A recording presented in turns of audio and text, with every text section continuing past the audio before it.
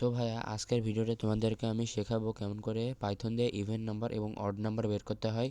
খুবই simple. So চলো ভিডিওটা শুরু করে দাও। সো ভাইয়া তোমরা দেখতে পাচ্ছ কম্পিউটার স্ক্রিনে তোমাদের জন্য আমি কিন্তু কোডটা করে রেখেছি।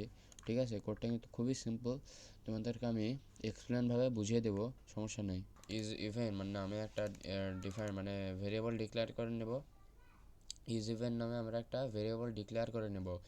ইজ ইভেন নামে ভেরিয়েবল ডিক্লেয়ার করার পরে ইজ ইভেনকে আমরা কল দিব। কল দেওয়ার পরে ইজ ইভেনের মধ্যে এই যে ইউজার ইনপুট এটা স্টোর করব।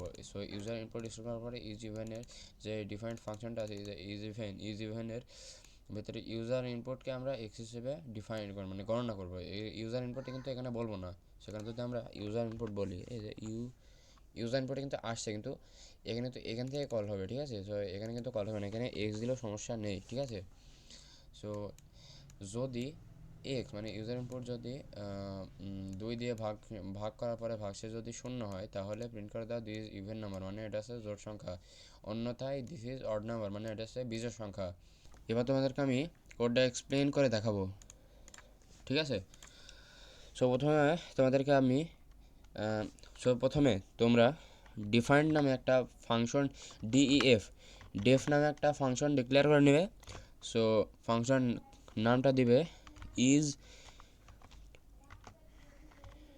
ইভেন। ঠিক আছে, অথবা তোমাদের মন মতো তোমরা দিতে পারো, সমস্যা নেই। আমি ইজ ইভেন্ট দিলাম। ঠিক আছে, সো এরপরে তোমরা প্রথমত ফাংশনটাকে কল করে নেবে ইজ ইভেন নামে, যে শো করছে ইজ ইভেন। ফাংশনটা কল করে নেওয়ার পরে উপরে ইউজার ইনপুট নামে একটা ভেরিয়েবল ডিক্লেয়ার করে নেবে ইউজার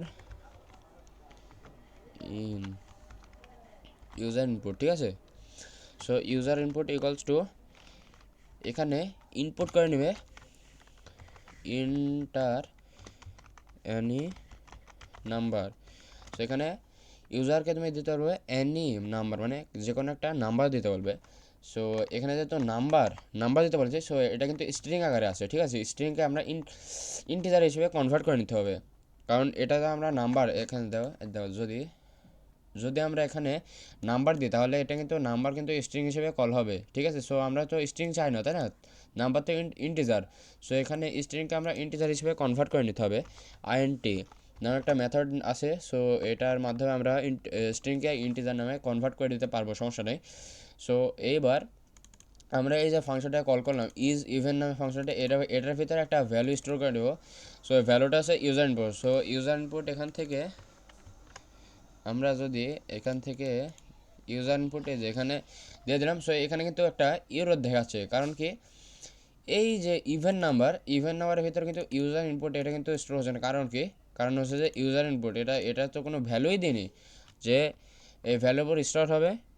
এখানে যদি আমি এক্স দিই, তাহলে কিন্তু দেখো এই ইরর চিহ্নটা এটা কিন্তু উঠে গেল। ঠিক আছে, কারণ হচ্ছে যে এখন এই ইউজার ইনপুট এক্স নাম এখানে ডিক্লেয়ার হবে। ঠিক আছে, সো এইখানে তোমাদেরকে এবার কী হতে হবে, সিম্পল এখানে একটা লজিক দিতে হবে। এখন যদি আমরা এক্সকে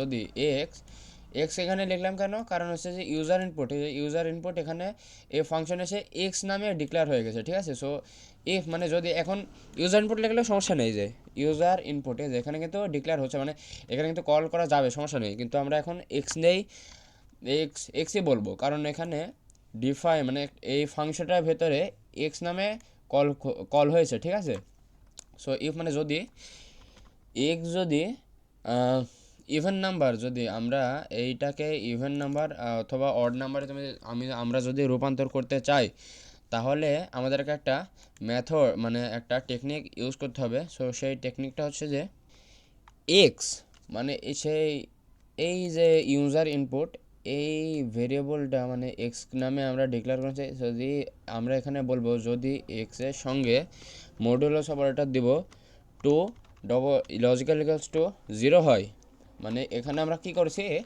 যদি ইউজার ইনপুটকে আমরা তো এক্স নামে ডিক্লেয়ার করছি বা এক্স নামে ডাকবো, সমস্যা নেই। যদি এক্সের যে ভ্যালু ওটার সঙ্গে যদি 2 ভাগ করে ভাগশেষ যদি 0 হয়, তাহলে আমরা এখানে বলবো যে দিস ইজ ইভেন নাম্বার, অর্থাৎ এটা হচ্ছে জোড় সংখ্যা। ঠিক আছে, ইলস আমরা বলবো দিস ইজ অড নাম্বার, ঠিক আছে। সো খুবই সিম্পল। সো এটা আমরা এবার রান করে দেখব। এখানে সিম্পলি আমরা 2 দিব, এই দেখো হয়ে গেল, ঠিক আছে। দিস ইজ ইভেন নাম্বার, মানে এটা হচ্ছে জোড় সংখ্যা, 2 হচ্ছে জোড় সংখ্যা। এখানে যদি আমরা অন্য সংখ্যা দিই 12 দিই ফর এক্সাম্পল, তাহলে এটা কিন্তু দেখো ইভেন নাম্বারই বলছে, ঠিক আছে। সো এবার যদি আমরা বিজোড় সংখ্যা দিই মানে 1 দিয়ে, তাহলে এই দেখো অড নাম্বার বলছে।